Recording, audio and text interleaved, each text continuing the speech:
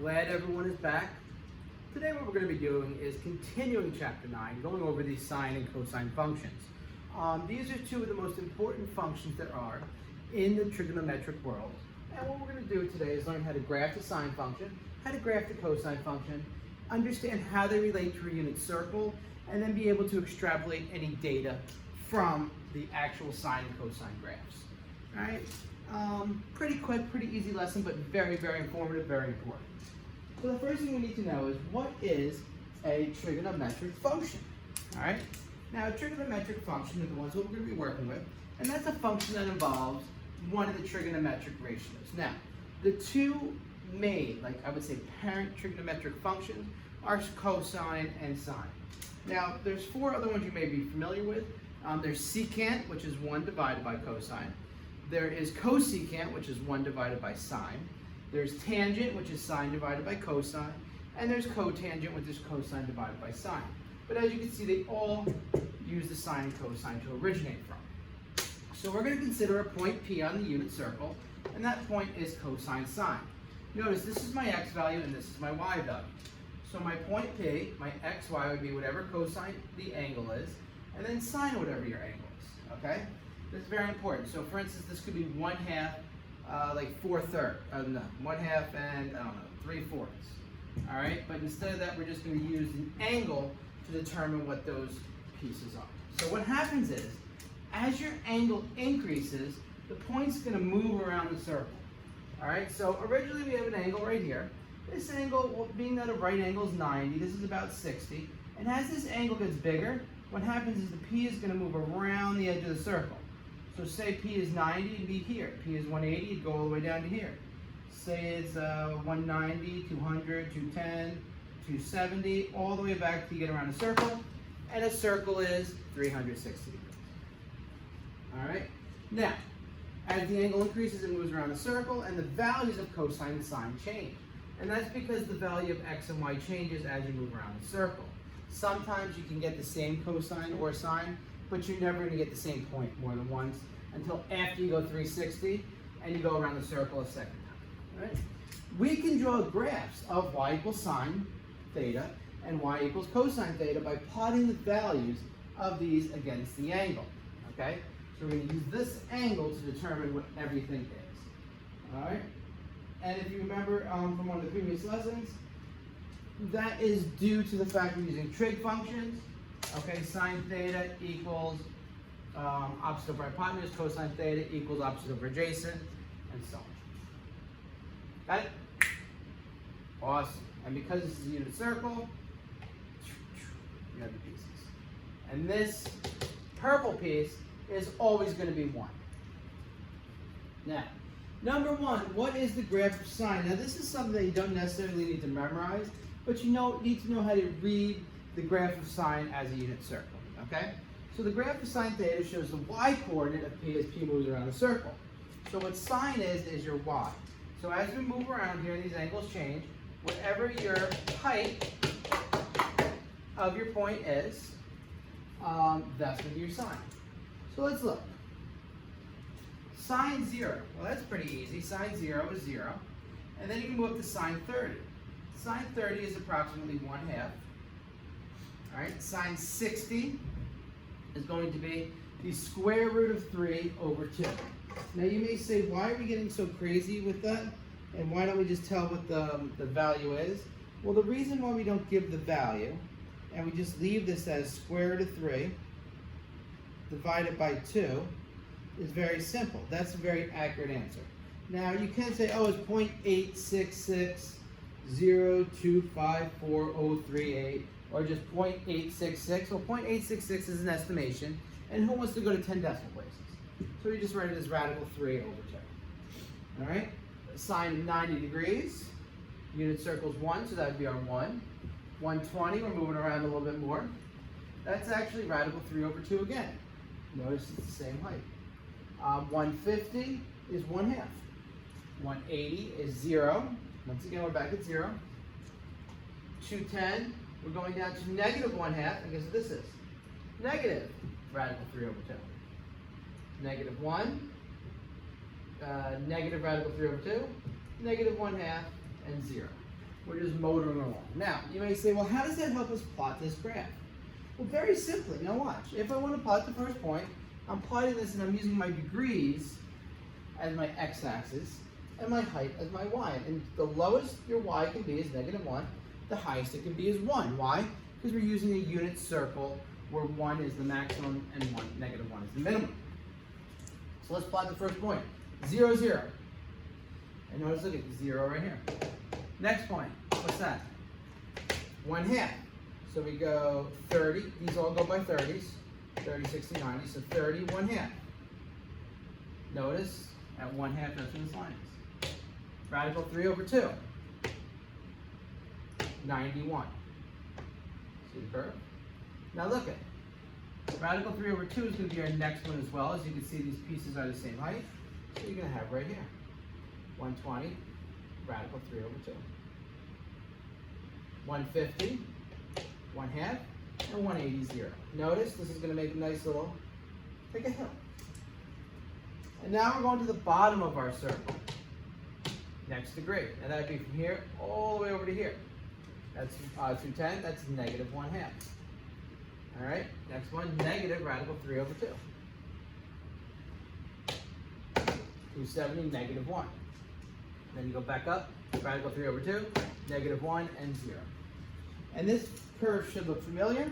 If you connect all the points, you get your sine curve. Now the thing about a sine curve is after it goes 360 degrees, it's going to repeat itself because look at, you're going around the circle continuously. Okay, so 360 plus 30 would be 390, would be back here, 420, 450, and so on.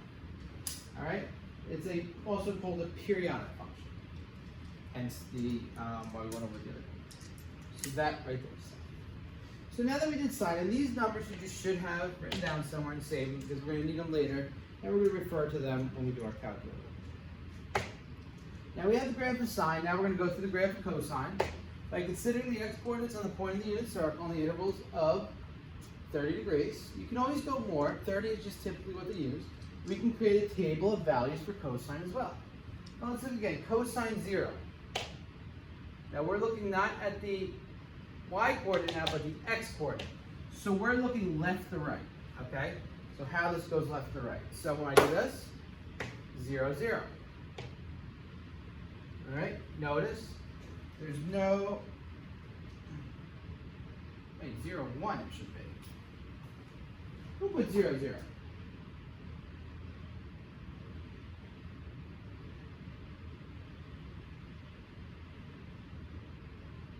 Uh-oh, I put all the wrong answers here. I'm going to have to fill this in manually. All right, first mistake.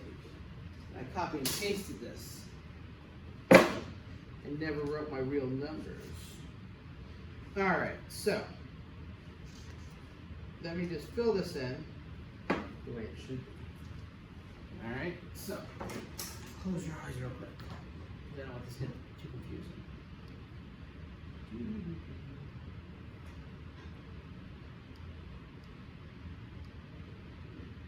Never seen this before. All right, now we got it. All right, so I'm just going to fill this in manually, just because I messed it up. 0, 1, because I go 1 over. The next one at 30 degrees right here, I'm looking for the vertical, and 30 degrees is actually square root of 3 over 2, or your 0.866 here. All right. When we go to 60 degrees, this is my 1/2. All right. And then 90 degrees is my 0. So notice this just has a big shift. Okay, we're using the same numbers, but we're pretty much shifting. All right. 120 degrees. Now we're going negative, -1/2. 150 degrees. You guessed it, negative radical 3 divided by 2. All right. 180, -1. See, I could do this just knowing the numbers.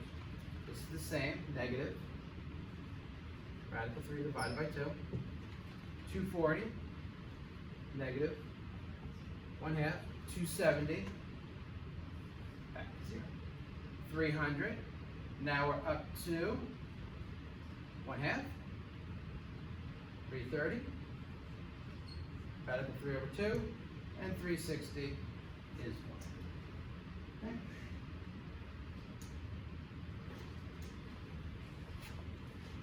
So those are our numbers right there.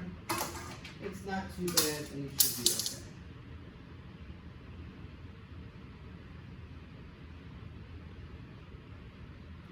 Okay.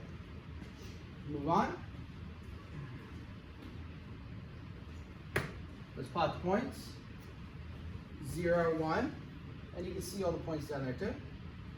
30, radical 3/2, 60, 1/2, 90, 0. All right, 120, negative 1/2, 150, negative 3 halves, and 180, negative 1. Notice none of these repeat vertically. But then what happens is once we get 180, now we're going to start to get the repeaters, okay? We're going to get a negative radical 3/2, negative 1/2, 0, right, because we're going vertical, 1/2, radical 3/2, and 1. And when you plot your cosine curve, very simply, it looks like that. All right?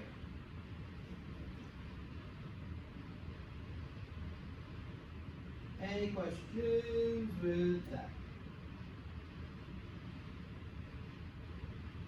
Pretty easy, right? Can't believe I messed up those numbers.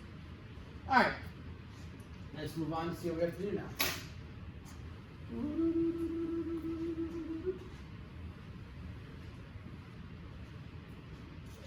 All right, so once you understand the 6 degrees, the point P has completed the complete revolution of the unit circle, so the patterns for both sides of cosine will repeat.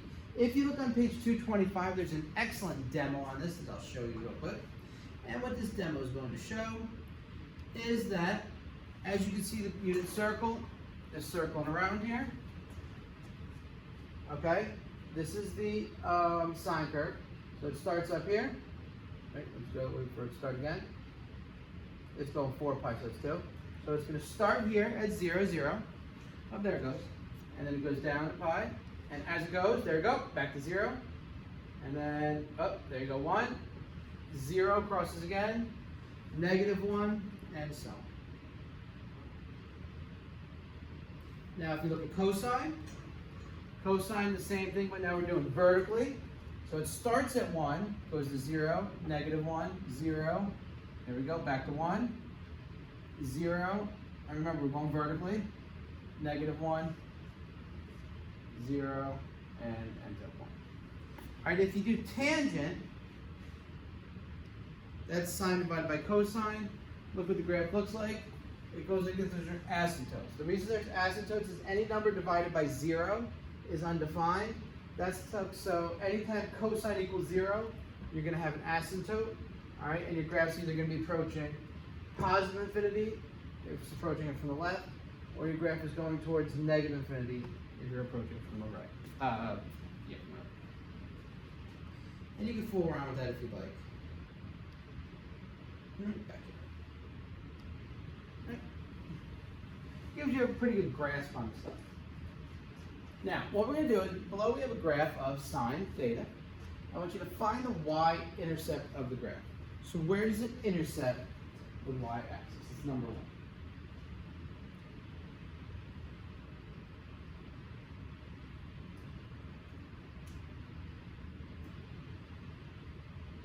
All right, that was an easy one. So where does it intercept the y-axis? It intercepts it right here, at 0, with y equals 0. Now find the values of theta between 0 and 720. So 0 and 720, for which sine theta equals 0. So when sine theta equals 0, that means y equals 0 at that point. So all these points. So anytime the graph is going to cross the axis, or like an imaginary horizontal line of y equals 0, that's where it's true. So I'll go through it with you. So the values are going to be 0 degrees, 180 degrees, 360, 540, and 720 degrees. Those are all the points where sine theta equals 0. Now, when you're creating these graphs, it's always good to plot the intersections. That's probably one of the best things you can do to start off. So why don't you attempt where it's equal to -1, 1/2, and radical 3 over 2.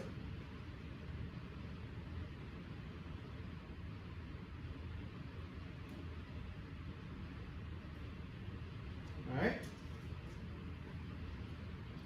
Next one. -1 is where it hits this. It only hits it twice. It's going to hit it at 270 degrees and at 630 degrees. All right, so we're just graphing all this right off the graph. Sine theta equals 1/2. All right, put a little line across 1/2. It's going to intersect it here, here, here, here, here.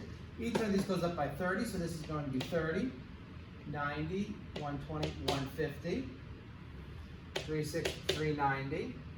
30 subtracted from 540 is 510. And then it hits it at 750, but we're only going from 0 to 720, so we don't count 750. All right?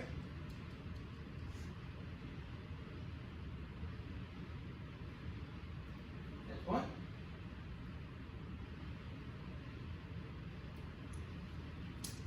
Radical 3 over 2. Radical 3 over 2 before I said was approximately 0.866, right? So we can just plot approximately 0.5, 0.6, 0.7, 0.8, somewhere between 0.8 and 0.9. It's going to intercept though at all these places. So it does intercept at 60 degrees, at 120, at 420, and at 480. Okay? You could check with your unit circle on the graph we just made, and you can see it intercepting those same things at those same points.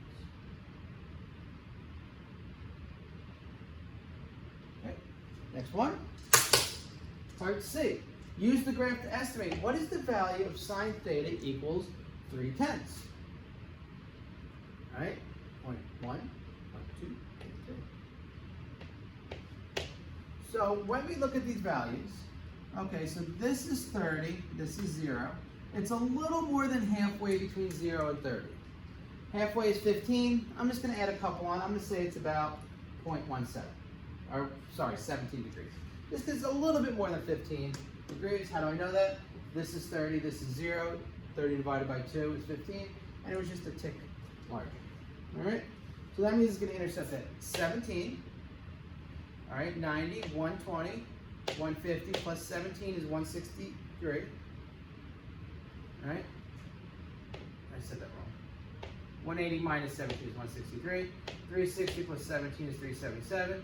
540 minus 17 is 520.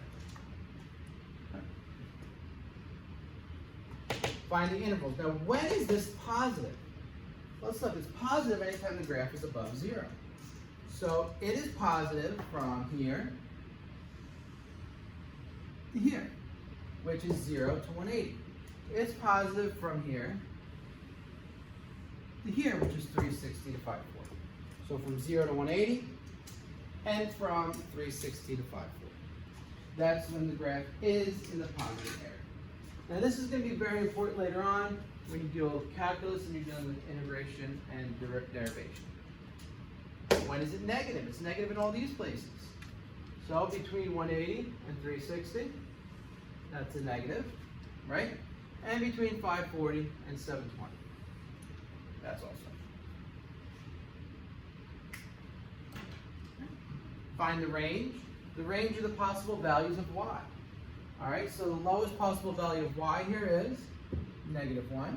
The highest possible value of y is 1. So the range is all the values of y, where y is going to be greater than or equal to -1, or less than or equal to.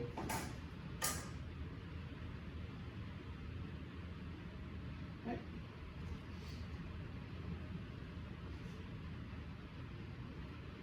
Any questions with that?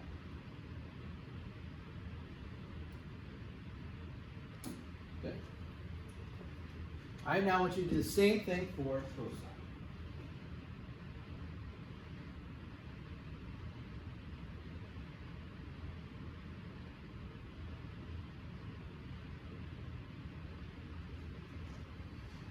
All right, let's look at cosine. Where's the y-intercept? The y-intercept is right here. and the y-intercept is where y equals 1. Now find the values from 0 to 75 degrees, where cosine equals 0, 1, 1, negative 1/2, and negative 1 over radical 2.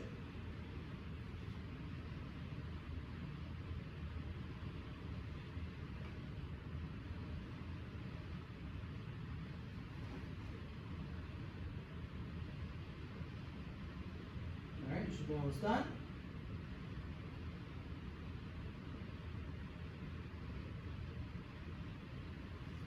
Finish this up. When cosine 0 intersects at 90, at 270, at 450, and at 630 degrees. All right, when cosine equals 1, that's the tippy top right here. It's going to intercept at 0, and remember we're doing degrees. It's going to intercept at 360 degrees and at 720 degrees.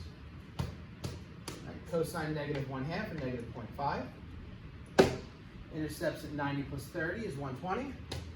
270 minus 30, which is 240. 450 plus 30, which is 480. And 630 minus 30, which is 600 degrees. Right. Cosine negative 1 divided by radical 2. Well, negative 1 divided by radical 2 is actually about 0.707. Negative 0.707. All right. So we're going to see, why is this an important number? Well, the places it intersects are going to be actually halfway between some of these lines, okay? Because this right here is 120, and this right here is 150. Halfway between these two, since this whole distance is 30, is 15, right? So 120 plus 15 is 135. Okay, it's halfway, so that's by a 15. So now we go, okay, it's 15 up. So now this is going to be 210 plus 15 is 225. 450, 480 plus 15, there's your 495.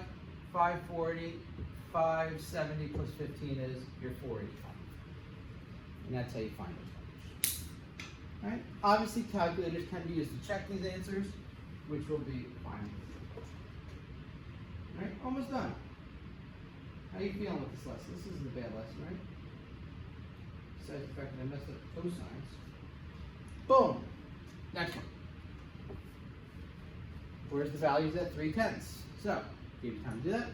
3/10 is 0, 1/10, 2/10, 3/10. It's going to hit here, here, here, here. All right. Now, as we said before, it's approximately 17, right?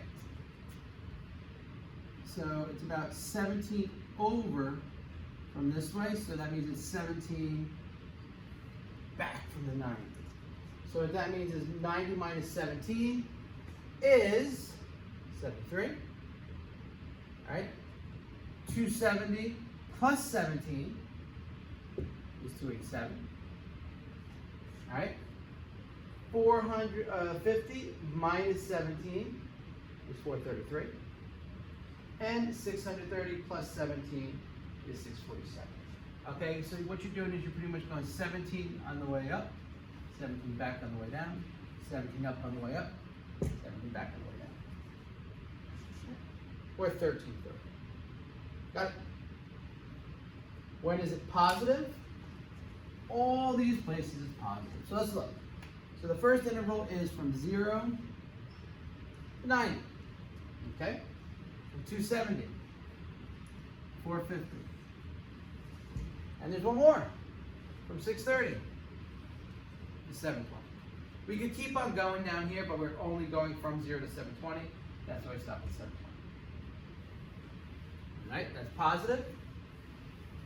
Where the value is negative, always down here. So from 90 to 270.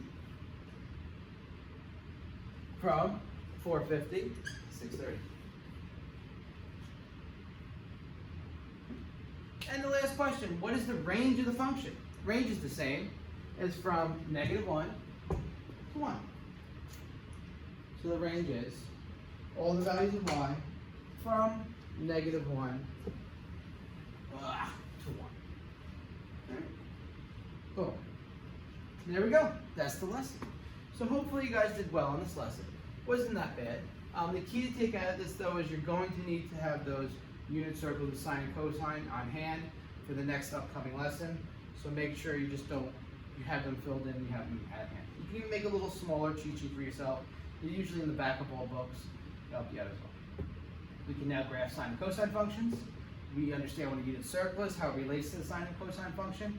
And now we can extrapolate any type of data we want from a sine and cosine function when they're using a degree as your x-axis.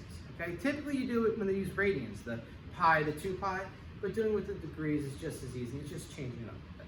All right, so until the next lesson we have, everyone have a wonderful day.